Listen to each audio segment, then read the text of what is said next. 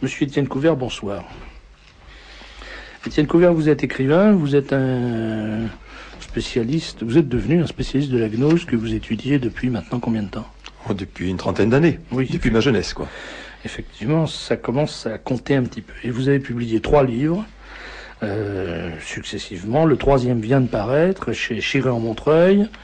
3 livres qui s'appellent globalement De la gnose à l'œcuménisme, et dont les titres respectifs sont De la gnose à l'œcuménisme, tome 1, La gnose contre la foi, tome 2, et La gnose universelle, tome 3. Alors, vous présentez dans le tome 3, vous présentez le tome 3 en établissant un lien entre la gnose et le Nouvel Âge, ou le New Age. C'est ça. Ça intéresse beaucoup. Je sais que c'est un sujet qui passionne nos auditeurs, et on va donc en parler, mais la première question, c'est pour ceux qui ne sont pas ferrés sur... c'est joli ce que je viens de faire. Tiens, oui, c'est très joli, ça. Qu'est-ce que c'est que la gnose? Comment on dirait que vous avez mis 3 livres à répondre, voilà. Et que je vous demande de répondre en 3 mots. Si les personnes qui veulent connaître la gnose me posaient la question, je leur dirais lisez mes 3 livres et vous seriez parfaitement bien renseignés dessus. Hein? Qu'est-ce qu'il faut dire pour la gnose d'une manière générale? Que la gnose veut dire connaissance. Nous avons en tant qu'hommes ordinaires une connaissance naturelle de Dieu. Les gnostiques donnent au mot gnose un sens tout à fait particulier, d'une connaissance de Dieu par l'intérieur, d'une connaissance de Dieu qui vous identifie à lui, d'une espèce d'intuition qui fait que nous nous disons divins par cette connaissance-là. Donc c'est plus une connaissance naturelle de Dieu qui maintient la distinction entre l'homme qui connaît et Dieu, objet de connaissance, mais c'est une fusion de l'homme en Dieu. Donc cette connaissance nous divinise. C'est un peu ce que nous disent les prêtres conciliaires maintenant, qui nous disent Dieu s'est fait homme pour que l'homme devienne Dieu. L'homme devienne Dieu, c'est ça, oui. Alors, est-ce que, première question alors technique, est-ce que vous avez trouvé des traces de l'entreprise gnostique dans le Concile? Ce serait pas une question première, ça serait la dernière question à poser, si vous voulez. Au fil des recherches, on aboutit aussi au Concile, bien sûr. L'identification de l'homme avec Dieu, le culte de l'homme divinisé avec un H majuscule, je trouve à toutes les pages de partout. Même au Concile, alors, vous voyez. On va y revenir, mais vous nous avez dit ce qu'était la gnose d'une façon très simplette, oui. Rapide, succincte, évidemment, oui. succincte. D'accord. Maintenant, ce qui nous permettrait de mieux comprendre, c'est peut-être que vous nous disiez quelles sont les différentes manifestations de la gnose. Quelle est la méthodologie de la gnose? Quand j'étais jeune professeur, je m'intéressais aux découvertes archéologiques, c'est-à-dire dans les années 1950 et quelques, vous voyez. Et à cette époque-là, il y a eu 3 sortes de manuscrits qui ont été découverts, qui ont été publiés, traduits et commentés. Il y avait d'abord les manuscrits gnostiques d'Égypte. Les manuscrits gnostiques d'Égypte ont été découverts en 1947 en Thébaïde, en fait à Nag Hammadi, et ces manuscrits comprenaient une bibliothèque complète des gnostiques de l'époque, ceux qui ont été dénoncés par saint Irénée. L'époque, c'est-à-dire? C'est le 3e siècle après Jésus-Christ. Vous voyez. Pour la première fois, on avait les textes même authentiques des gnostiques qu'on ne connaissait pas auparavant. Et c'est parce que j'ai lu ces textes, commentés par Jean Dorès, traduits, publiés, commentés par lui, que j'ai commencé à comprendre la gnose. Avant, je la connaissais pas. Et au point de départ, si vous voulez, c'était une pure curiosité intellectuelle. Voyez. Et il est apparu que lorsque on lit l'évangile de Thomas et d'autres ouvrages gnostiques de cette époque-là, on a le sentiment d'entendre des auteurs actuels. Vous voyez, par exemple, d'entendre Fénelon, d'entendre Victor Hugo, d'entendre Baudelaire, d'entendre Teilhard de Chardin, vous voyez. Et puis en remontant plus haut, on pourrait citer encore d'autres écrivains soi-disant chrétiens qui en fait ne font que répéter les formules gnostiques. Dans mes 3 livres, j'ai passé mon temps à redire un tel et un tel. Ils sont gnostiques parce qu'ils ont lu telle œuvre, parce qu'ils ont derrière eux même les textes gnostiques des premiers siècles. J'ai trouvé par exemple dans Joseph de Maistre des passages entiers de l'évangile de Thomas qui a été découvert en 47 et pas avant et qui n'était pas connu auparavant. Or lui, il le connaissait. Alors comment le connaissait-il? Voilà, comment le connaissait-il? Parce qu'il avait lu les mêmes textes dans un auteur soi-disant chrétien du IIIe siècle qui s'appelle Clément d'Alexandrie. On dit 2e, 3e siècle. Clément d'Alexandrie, qui était donc le gnostique de l'époque, qui possédait cet évangile de Thomas et qui en avait écrit des pages entières dans ses ouvrages. Alors, vous nous dites, on a découvert, le premier manuscrit qu'on a découvert, donc ce sont les manuscrits gnostiques du IIIe siècle. Oui. Ensuite, on a découvert l'évangile de Thomas, ou Oui, c'est le prétendu évangile de parmi Thomas. Ceux-là, oui, le prétendu évangile de Thomas, oui. Qui est un recueil des paroles du logos. Des logos du Christ, oui. Des logias du Christ. Des logias, c'est ça. Bon, alors, ce qui est très intéressant d'ailleurs et très redoutable, parce que s'il mélange des propos d'une parfaite orthodoxie, absolument, et des propos hétérodoxes, tout à fait hétérodoxes. Voilà. Et alors on est amené par la lecture, si on n'exerce pas sa capacité de discernement si on n'exerce pas sa méfiance, on est amené, et ça c'est absolument typique, vous le dites d'ailleurs, de l'attitude gnostique, enfin de la démarche gnostique, on est amené à évacuer tout sens critique.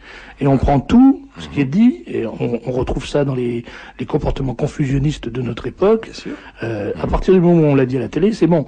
Et là, c'est à partir du moment où c'est dans l'évangile de Thomas, c'est bon. Quoi qu'il ça ait dit. Voilà. Et ce qui est très intéressant, c'est que les propos orthodoxes n'ont, comme ils répètent de façon bécassonne exactement ce qui est dit dans les 4 évangiles officiels, si j'ose dire, ils ne servent à rien, sinon à accréditer les propos hétérodoxes. Voilà. Les 2 tiers sont orthodoxes et sont conformes aux évangiles canoniques, et le tiers supplémentaire est proprement gnostique. Vous voyez, évidemment, tout ce qui est orthodoxe est destiné à faire passer le reste.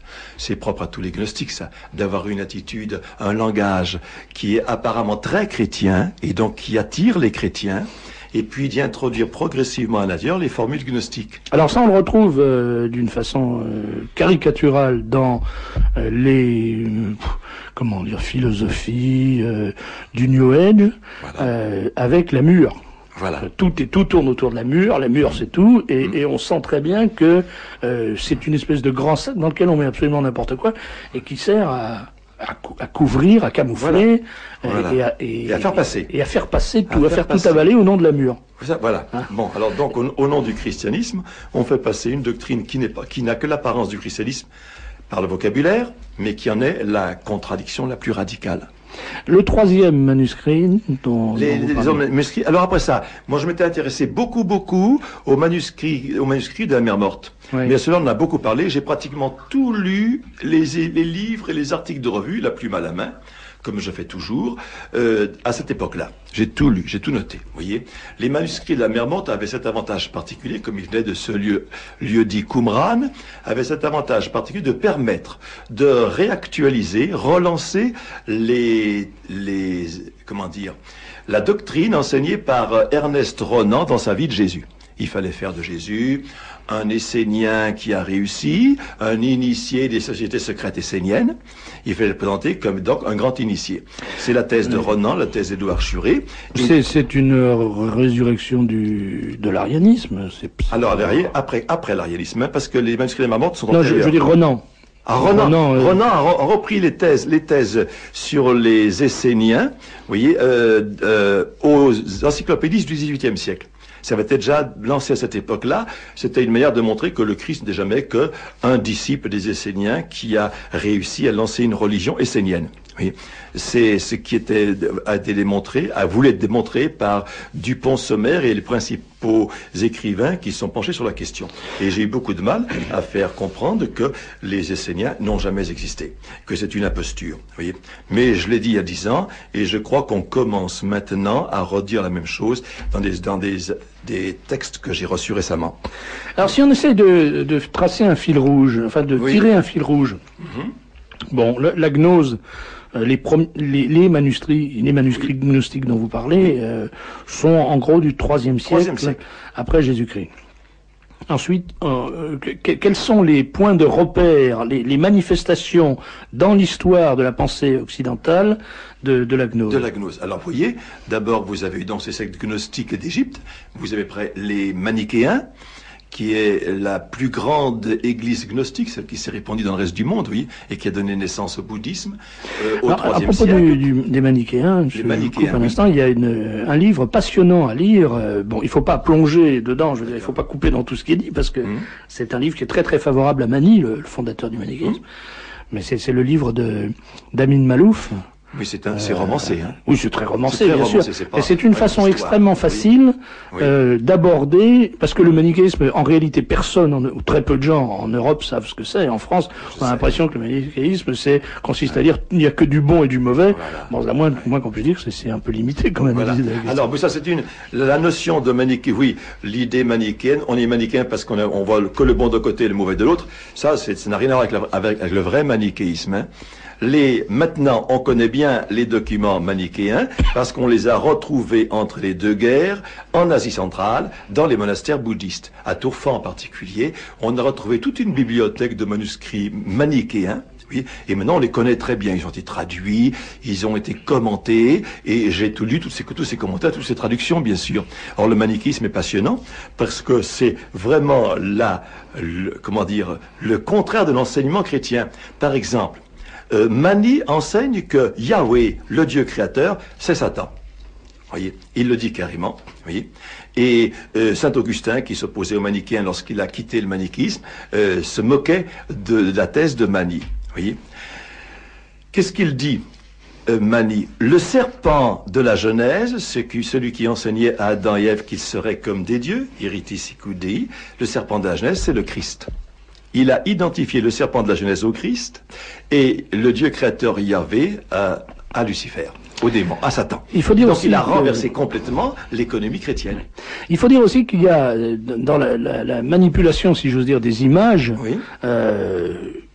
Il y a un risque. On comprend pourquoi l'Église catholique a si longtemps été très réservée sur le libre accès aux livres sacrés et a longtemps dit si vous devez lire ça, vous devez lire sous contrôle d'un clerc et à la lumière de l'enseignement de l'Église, parce que c'est vrai que dans l'Évangile il est dit que lorsque je serai élevé comme le serpent d'airain, donc le Christ lui-même dans ses propos s'assimile au serpent d'airain qui est élevé par les Hébreux dans le désert. Et moi je peux témoigner que c'était quelque chose qui m'avait extraordinairement troublé quand j'ai lu ça la première fois. Je me dis, mais qu'est-ce que ça veut dire? Et on comprend très bien que les gnostiques jouent ce jeu de la confusion. Identifier le Christ au serpent, c'est sûr, hein, et en faire donc le grand maître initié de toutes les sectes ésotériques.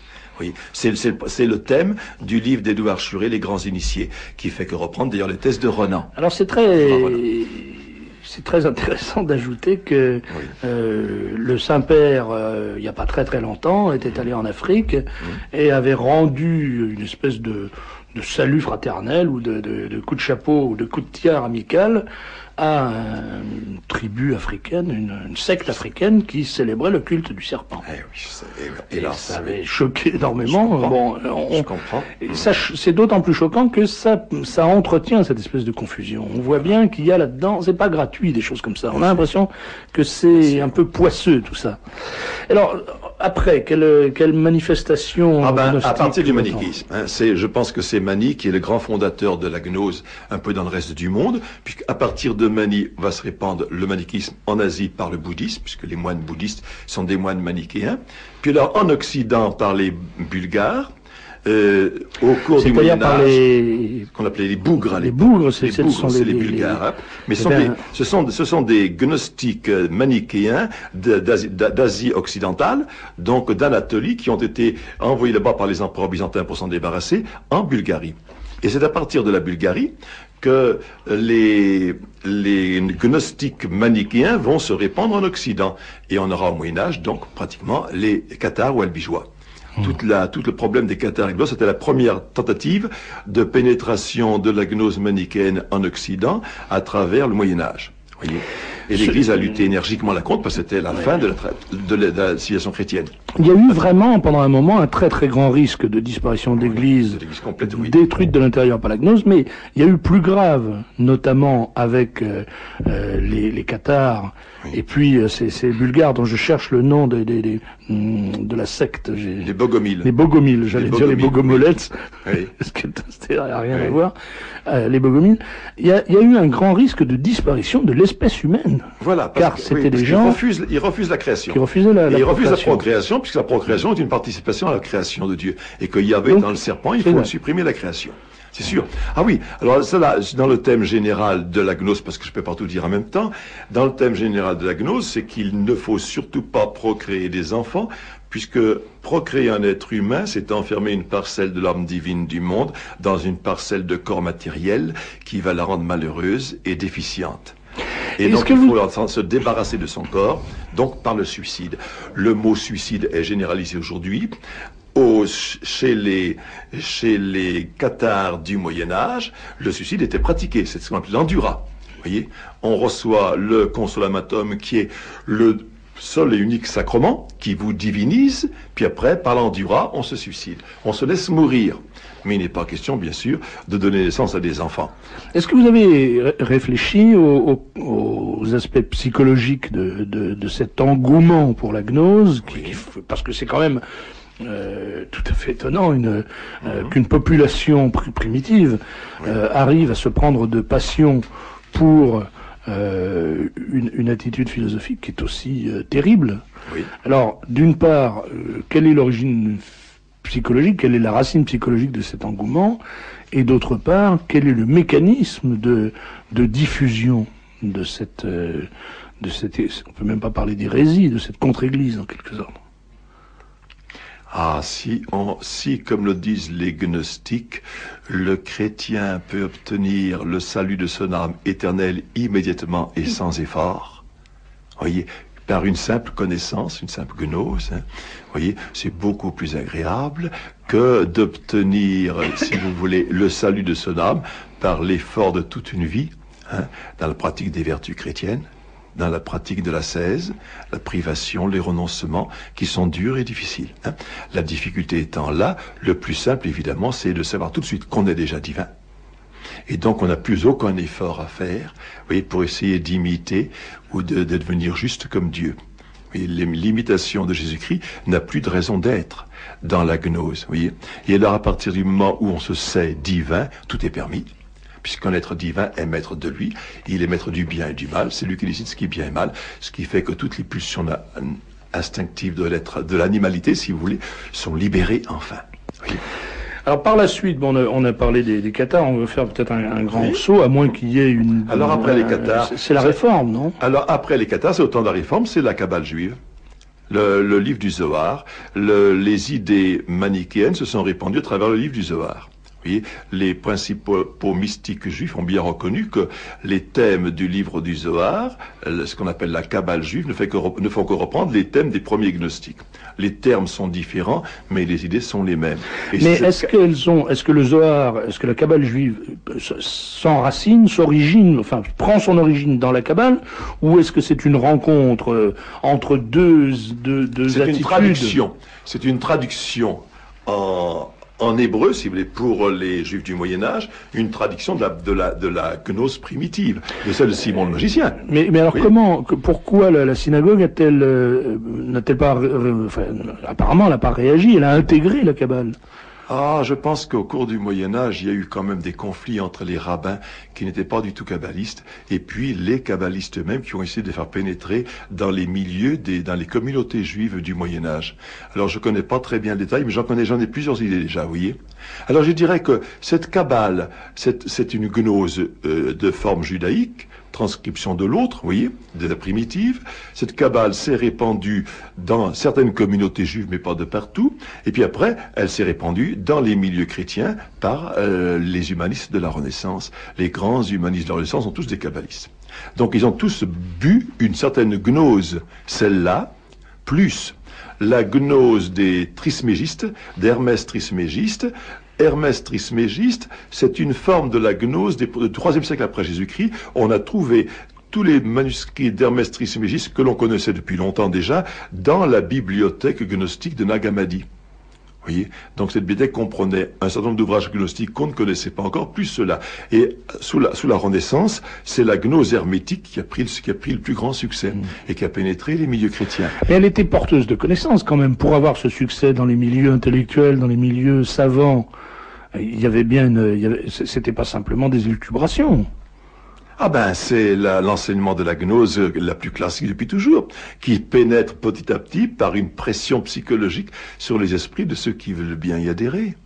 Puis alors après, il se constitue des espèces de sectes d'initiés. Vous savez, la plupart des humanistes appartenaient à des communautés d'initiés. Je vous pose cette question, ça me paraît très intéressant, très important d'éclairer cet aspect de la chose. Par exemple, on s'aperçoit à travers une exposition qui tourne en ce moment d'ailleurs que dès le Moyen-Âge, ou disons à la fin du Moyen-Âge, les chirurgiens, les barbiers, les chirurgiens commencent à avoir une très bonne connaissance précise de l'anatomie humaine. Oui.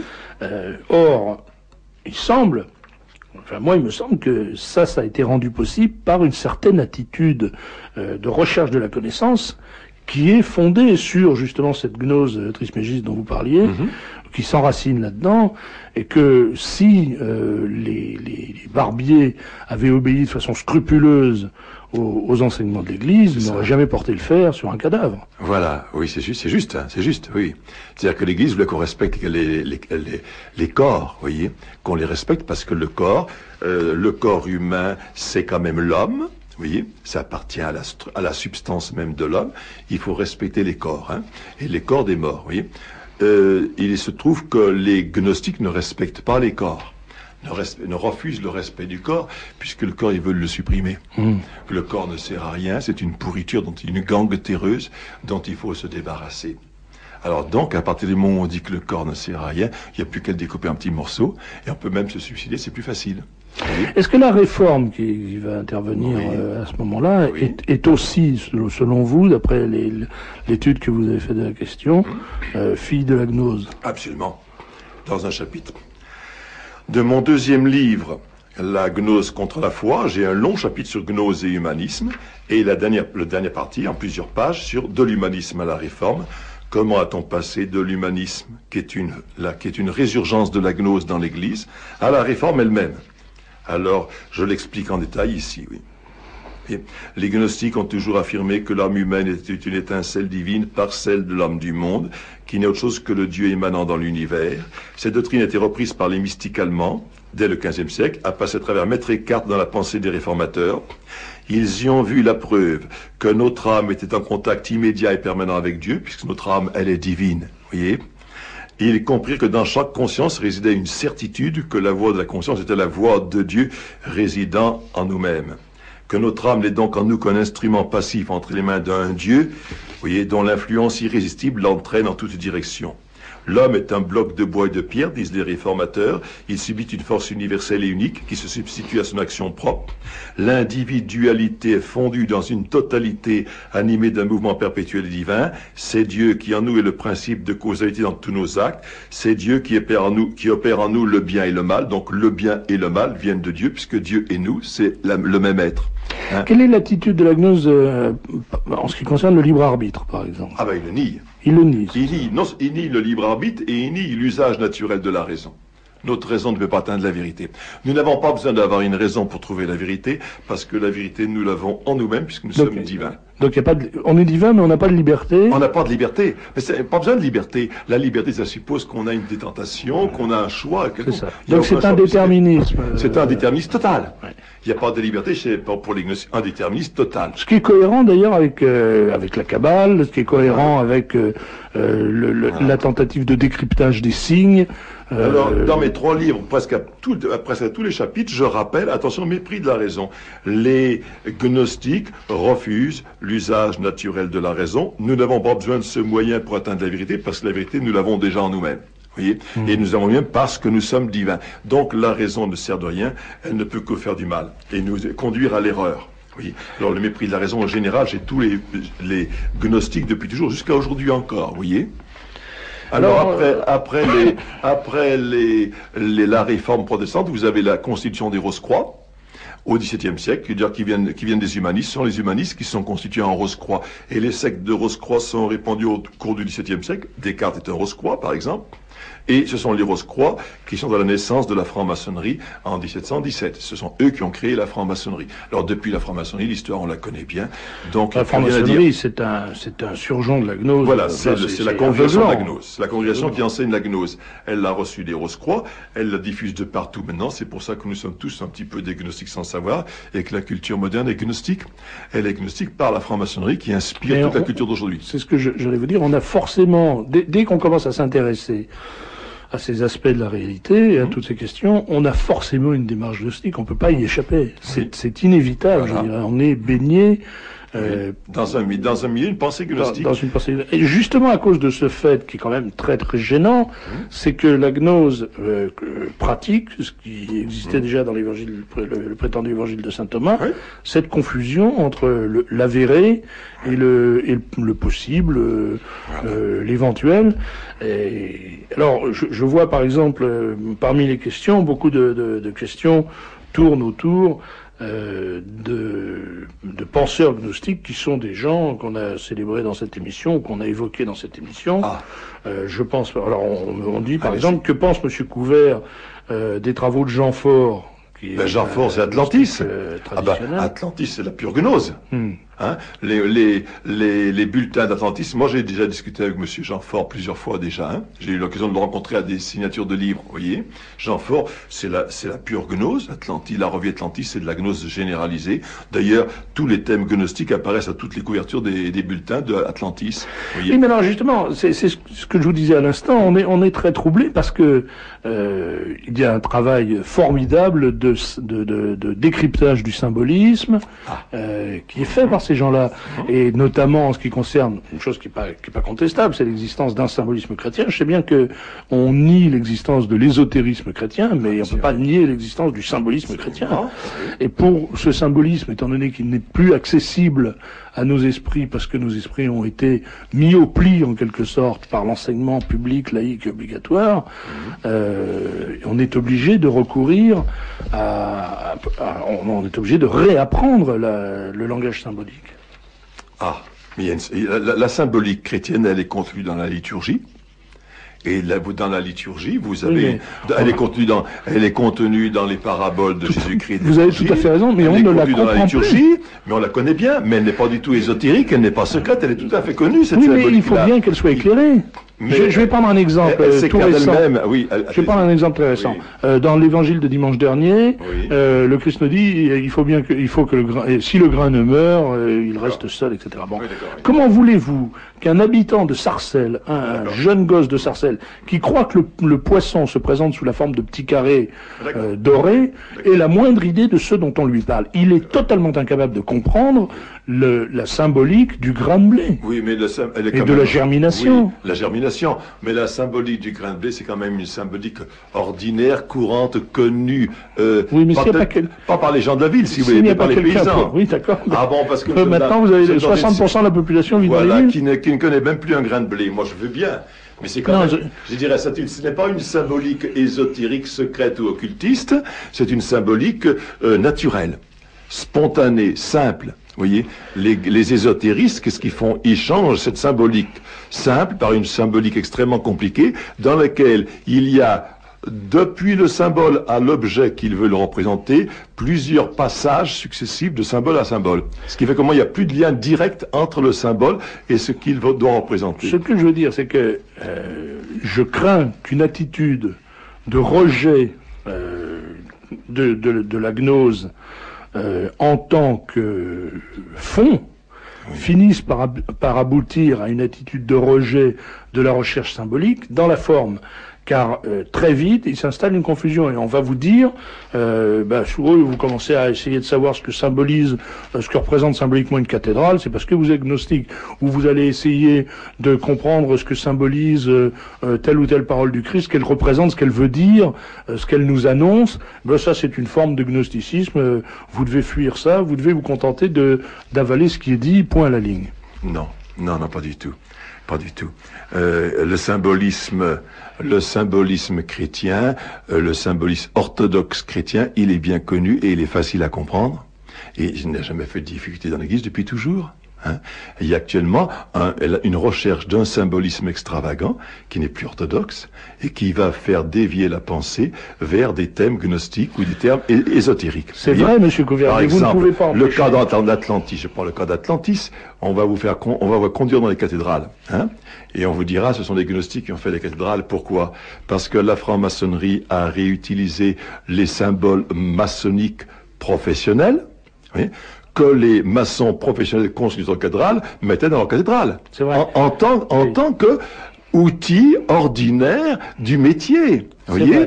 Et alors, à partir de ce métier-là, on fait un symbolisme nouveau, mais à qui on donne un sens qui n'a plus aucun rapport avec le sens réel qu'il avait au temps où les constructeurs de cathédrales les fabriquaient. Bon, mais le fait est qu'aujourd'hui, vous avez des prêtres conciliaires qui sont complètement desséchés. Je veux dire, desséchés d'une façon effroyable. C'est le modernisme. C'est même pas le modernisme. On a l'impression que c'est l'église formica. C'est quelque chose d'horrible. Oui, donc vous rentrez dans ces églises, on vous dit des prières qui n'ont pas de sens, on vous fait chanter des chansons parfaitement idiotes sur un ton qui est sur des airs, sur des airs de crétins. Voilà. Et parallèlement à ça, on vous dit attention, méfiez-vous de la symbolique, méfiez-vous de tentatives d'explorer la liturgie d'une façon passive, d'une façon active. Soyez passifs, recevez ce qu'on vous dit et discutez pas. Bon, le résultat, c'est que les gens foutent le camp, parce que si vous avez le choix entre une église, une liturgie traditionnelle symbolique qu'on n'a pas le droit d'essayer de comprendre parce qu'il y a danger de se tromper, et une liturgie formica, vous dites écoutez, moi, je reste chez moi, et on devient là protestant carrément, c'est-à-dire qu'on se débrouille avec son Dieu. Ah, mais les protestants, c'est une rationalisation, hein. Mais quand on restaure la vraie liturgie, hein, la vraie liturgie catholique, il n'y a pas de problème de symbolisme, là. Le symbolisme, il est accessible immédiatement. Il n'y a pas besoin de faire des explications extraordinaires. Franchement, je crois pas. Je crois que là, vous parlez pour votre chapelle, si j'ose dire pour vous. Parce que je vous assure que bien. Vous dites actuellement, on ne connaît plus cette symbolique parce qu'on ne pratique plus la liturgie. Mais la grande liturgie avait un symbolisme qui n'était pas secret ni ésotérique, qui était tout à fait exotérique et qu'on pratiquait couramment, mais qu'on ne sait plus pratiquer. Il faut rétablir la bonne liturgie, hein. Je voudrais bien qu'on fasse une expérience sur le symbolisme de l'encens, par exemple. Simplement ça, qu'on demande aux citoyens, aux fidèles, ce que signifie l'encens. Je vous garantis que 95% des fidèles traditionnalistes qui vont à la messe traditionnelle ne savent pas. Absolument. Ils croient que alors on vous dit que c'est pour chasser le démon, parce que le démon supporte pas l'odeur de l'encens, ou on vous dit que c'est pour encenser le bon Dieu, qui a vraiment besoin de ça, probablement. Bon. Je veux dire, si on n'explique pas aux gens ce que c'est que la symbolique de l'encens ou la symbolique de n'importe quoi, ils ne peuvent pas le deviner. C'est le contraire de ce qui se passait à l'origine. À l'origine, on n'avait pas besoin de deviner parce que le symbolisme était un langage. Voilà. D'accord. Quand on parlait par symbole, c'était aussi bien compris que quand on parlait. Donc il y avait bien compris que quand on parlait par écrit. Donc les symboles étaient déjà tous classés, catalogués, répertoriés et bien connus par tout le monde. Il n'y avait pas possibilité de passer d'un symbole à un autre pour faire des cascades de symboles qui vous amènent au contraire de la foi catholique, n'est-ce pas? Parce que l'enseignement était très bien donné. Alors vous me direz, maintenant on les connaît plus parce qu'il n'y a plus d'enseignement religieux. S'il y avait un enseignement religieux, on les connaîtrait encore aujourd'hui. Et ça ferait pas problème. Et ce qui permet aux ésotéristes et occultistes de vous faire une nouvelle symbolique gnostique, c'est le fait de l'ignorance religieuse de la plupart des gens. Et même chez les traditionalistes, je veux bien que les traditionalistes n'aient plus de culture religieuse et ne connaissent plus ces symboles qui étaient courants au Moyen-Âge, autrefois, depuis l'origine de l'Église. Et alors maintenant, les occultistes arrivent là-dessus et puis ils vous donnent de ces symboles qui étaient acceptés, reconnus, compris, hein, une nouvelle connaissance, je dis une gnose, vous voyez, mais alors qu'il n'a plus rien à voir avec la foi chrétienne et qu'il la démolit de l'intérieur. Alors, on a un exemple là de démolissage parachevé. C'est un auditeur qui téléphone en disant sur TF1 à minuit 30 hier, je dis sur TF1, la télévision, à minuit 30 hier, on a montré l'évêque de Versailles dans une loge maçonnique, déclarant ce qu'il y a de commun entre la religion et la maçonnerie, c'est l'humanisme. Bravo. Alors, on est au... Eh ben, voilà. Oui, mais ça ne m'étonne pas d'ailleurs. C'est l'humanisme de la Renaissance. Hein. voyez, c'est l'humanisme. L'homme déifié. C'est ça. Parce que pour les francs-maçons, l'humanisme, c'est l'homme déifié. Et encore, il faut aller voir les francs-maçons. Ils exaltent l'humanisme, l'homme majusculaire avec un grand H. C'est Satan déifié. Voilà. Mais ils détruisent l'homme avec un petit H. L'homme réel, ils le détruisent. Alors, beaucoup de questions, je vous le disais, sur les grands penseurs gnostiques. On a parlé de Faure, mais maintenant, on me demande beaucoup de questions. Alors, je me dis, mais alors, et René Guénon là-dedans? Pas du tout. René Guénon est un parfait agnostique. Mais comment peut-on avoir quelque admiration pour un homme qui était un franc-maçon au départ, qui a fondé une première revue qui s'appelait La Gnose purement et simplement, puis qui après a passé quelque temps chez les catholiques, à l'époque où mon ami Monsieur Léon de Poncin a été attiré par lui, et à l'époque où il dénonçait la théosophie d'Annie Benan, d'Annie Besant. Il dénonçait la théosophie parce que lui estimait que c'était pas la vraie gnose. La Danse glaciale était la vraie gnose. Puis après, il a passé très vite un petit séjour dans le culte du Sacré-Cœur. Puis après, il a passé très vite à l'islam purement et simplement. Et puis après, il est devenu purement un soufi musulman. Les soufis musulmans sont des gnostiques. Voyez. Alors une auditrice n'est pas contente du tout, elle dit si vous aviez lu l'institution chrétienne de Calvin, vous ne pourriez pas soutenir sérieusement que la réforme est née de la gnose, vous vous livrez à un amalgame un peu malhonnête de toutes sortes de courants de pensée humanistes. Alors je peux lui répondre qu'une seule chose, qu'elle reprenne mon chapitre dans la gnose contre la foi, chapitre gnose 2, la gnose et humanisme, où j'explique tout ça en détail. Que Jean Calvin était un humaniste, disciple des premiers humanistes, et qu'il a passé directement à la gnose. Il faut qu'elle relise ça. Oui. Il y a énormément de questions sur les Esséniens, on va peut-être pas y revenir, mais on peut quand même répondre au ton général des questions, parce que vous avez dit que selon vous, les Esséniens n'existaient pas. Alors les gens nous disent, bon alors qui les a fabriqués, pourquoi faire, et si les Esséniens n'existaient pas, qui a écrit les manuscrits de la mer morte? Voilà. Eh bien, voyez. J'ai soutenu depuis 10 ans, depuis de la gnose à l'écumisme, en 84, j'ai expliqué premièrement que les Esséniens n'ont pas existé, que les manuscrits de la mer morte sont des manuscrits judéo-chrétiens, ils constituent la bibliothèque des Ébionites, vous voyez. Je l'ai soutenu énergiquement, je le soutiens toujours, et voilà brusquement que je vois apparaître. Mois de janvier dernier, une brave dame m'a remis dans ma boîte aux lettres extrait les dossiers d'archéologie, le numéro complet, numéro 189 de janvier 94, tout récent, un chapitre intitulé « L'héritage des pauvres » et signé Martine Rossignol que je connais pas, voyez, où je vois tenu enfin, au bout de 10 ans, tous les propos que je tenais il y a 10 ans, voyez. Alors, dans les manuscrits de la mer morte, dit le texte, la communauté identifiée comme essénienne par les historiens ne se désigne nulle part elle-même par ce nom. Voilà. Jamais on a vu le mot essénien dans les manuscrits de Qumran. C'est la première chose que j'ai remarquée. On a tout de suite imposé l'idée que les manuscrits de Qumran sont esséniens. Or, ce n'est pas vrai. Il n'est jamais question d'esséniens dans les manuscrits de Qumran. Jamais, jamais, jamais. Et il est question à longueur de page des Ébionites. Le mot ébionim est à toutes les pages. Oui. Alors là, il y a quand même un jeu malhonnête qui consiste à faire dire à des textes exactement ce qu'ils ne disent pas. L'auteur dit, dans les manuscrits de la mer morte, la communauté identifiée comme essénienne, mais qui ne l'est pas, par les historiens, ne se désigne nulle part elle-même par ce nom, mais par plusieurs autres. Les saints, les nombreux, les justes, les élus, et surtout aussi, même les pauvres, en hébreu, ébion, pluriel, ébionim. On le retrouve alors l'auteur énumère un certain nombre de textes, il y a à toutes les pages, pratiquement. Ces similitudes sont si frappantes qu'elles ont incité John Lewis Teacher, un érudit anglais, dès 1951, à se demander si la secte de Qumran était judéo-chrétienne. Voyez, il a répondu oui, et je réponds oui. Voyez, et plus loin, nous avons aussi, effectivement, ces judéo-chrétiens, juifs observants, qui révéraient Jésus, sans le considérer comme divin, se sont bien nommés les pauvres. Alors, vous avez des références à Saint Paul, vous voyez, des références au voyage de Saint Paul à travers les différentes communautés chrétiennes où on devait contribuer par des dons réguliers à l'entretien des saints de Jérusalem. Les pauvres, les saints, un autre terme très fréquent chez Saint Paul et dans les Actes des Apôtres pour désigner les disciples. Ce sont les mêmes noms interchangeables que dans les manuscrits. Les pauvres de Jérusalem, dans les textes grecs, sont bien des ébionymes au sens des textes en hébreu de Qumran. Vous voyez, et en somme, si le Nouveau Testament ne mentionne pas les Esséniens, nulle part, on ne connaît les Esséens nulle part, hein, ni l'Ancien ni le Nouveau Testament. Les Esséens sont absolument inconnus, vous voyez, ne serait-ce point parce que la communauté judo-chrétienne de Jérusalem se désigne elle-même par le vocabulaire interne des gens de Qumran, simplement, vous voyez. Alors, j'avais trouvé ça m'avait frappé que cette Martine Rossignol puisse aujourd'hui dire ce que je dis depuis 10 ans. Et puis alors, mieux même, je vais plus loin. Dans mon dernier livre, La Gnose universelle, j'ai écrit un chapitre Gnose et Islam, dans lequel j'ai expliqué l'origine de l'islam et du Coran. Vous voyez, c'est une origine judéo-chrétienne. Eh bien, cette même personne commence à dire la même chose que moi.